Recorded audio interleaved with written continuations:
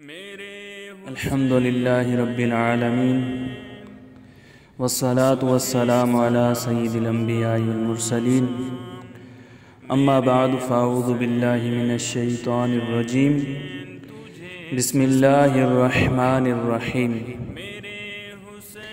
ایک عزیز کا بچھڑنا امام پاک کے لیے اس قدر روح فرسا تھا کہ آپ زانوے غم پر سر رکھ کر خاک کربلا پر بیٹھ جاتے اور کبھی آسمان کی طرف نگاہ کر کے اپنے وقت شہادت کی باقی ماندہ گھڑیاں گنتے، کبھی در در سیدہ مغموم و مظلوم عورتوں کی طرف نگاہ حسرت فرماتے۔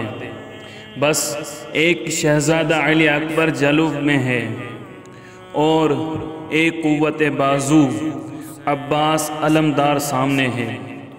اب امام مظلوم کی کمر ٹوٹنے کا وقت قریب آ رہا ہے، ظلم و ستم کے پہاڑ ٹوٹنے والے ہیں، اس لیے انتہائی صبر و ضبط کی طلب میں جبین نیاز جھکائے ہوئے اپنے خالق و مالک سے عرض و معروض میں محو ہیں۔ جب جبین انور سجدہ خالق سے راز و نیاز کی منزلیں طے کر کے بلند ہوئی تو حضرت عباس علمدار نے عرض کی، اب تو غلاموں میں مجھ کفش برادر کے سوا اور کوئی باقی نہیں رہا۔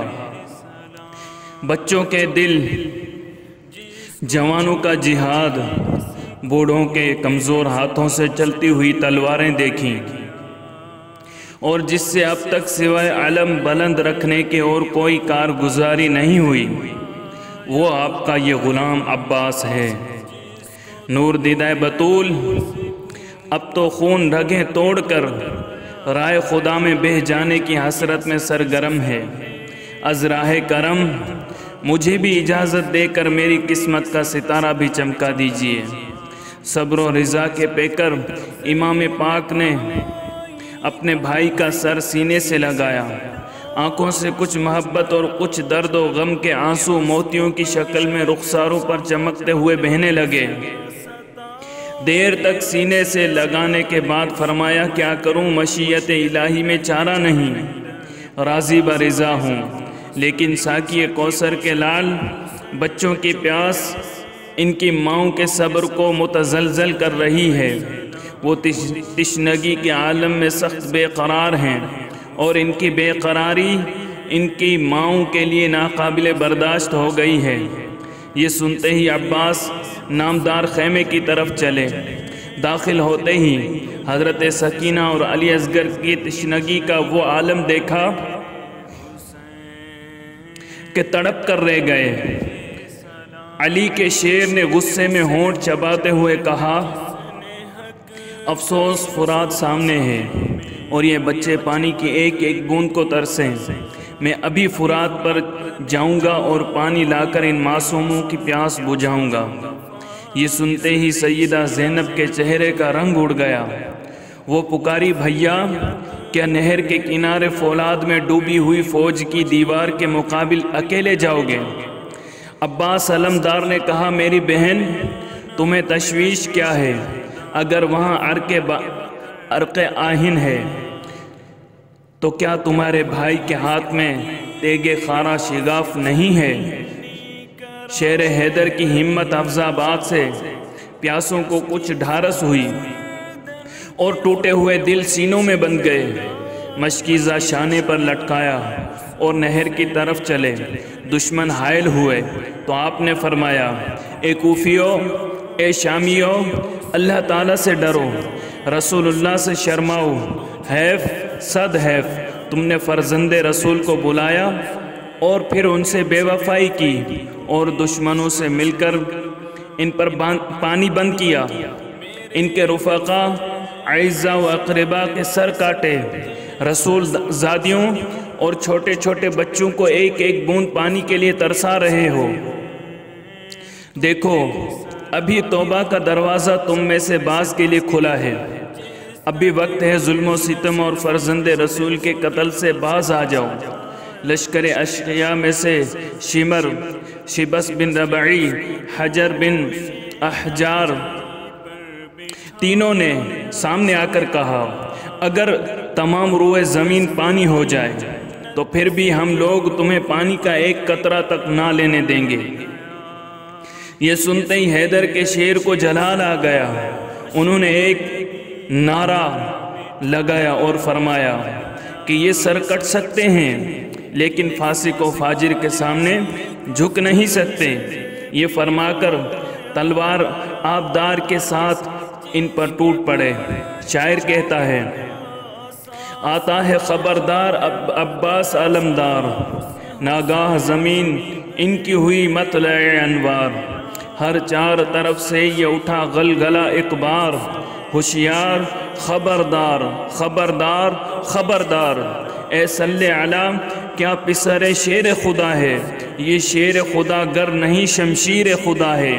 حضرت عباس نے فرمایا، ہاں مجھ کو رکھو یاد، میں حیدر کا پسر ہوں اور باغ نبوت کے شجر کا میں ثمر ہوں، میں دیدہ ہمت کے لیے نور نظر ہوں، پیاسا ہوں مگر ساقی کوثر کا پسر ہوں، واللہ میری ضرب تماچا ہے بلا کا، دل بند ہوں میں شیر خدا کا۔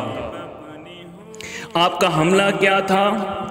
قہر خدا تھا جو یزیدیوں پر نازل ہو گیا تھا۔ گھوڑے بھڑکنے لگے، سواروں کے ہاتھوں سے تلواریں چھوٹنے لگیں، بزدل فراری ہرنوں کی طرح بھاگے اور آپ ان کو مارتے اور کاٹتے ہوئے نہر کے قریب پہنچ گئے۔ نہر پر سینکڑوں مسلح سپاہی بطور پہرے دار مقرر تھے، وہ آپ کے سامنے آہنی دیوار بن گئے۔ آپ نے ان سے فرمایا، تم لوگ مسلمان ہو یا کافر؟ انہوں نے کہا مسلمان۔ آپ نے فرمایا، کیا تمہاری مسلمانی یہی ہے کہ فرات سے چرند و پرند سیراب ہوں اور رسول اللہ کے بیٹے بیٹیاں اور شیرخوار بچے ایک ایک بوند پانی کو ترسیں؟ میں نے اپنی ان آنکھوں سے ان کو پیاس سے نڈھال اور غش میں دیکھا ہے۔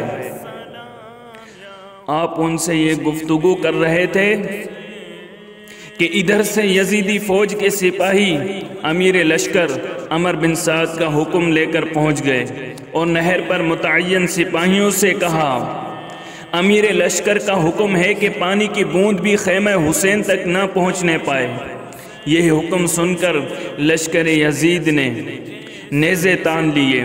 شیر خدا کے شیر نے ایک جس لگائی اور صف عادہ کو چیرتے ہوئے گھوڑا آگے بڑھایا اور فرات میں داخل کر دیا۔ پیاسے بیشتی نے ایک چلو پانی کا لیا مگر تشنگی اہل بیت پینے سے مانے ہوئی۔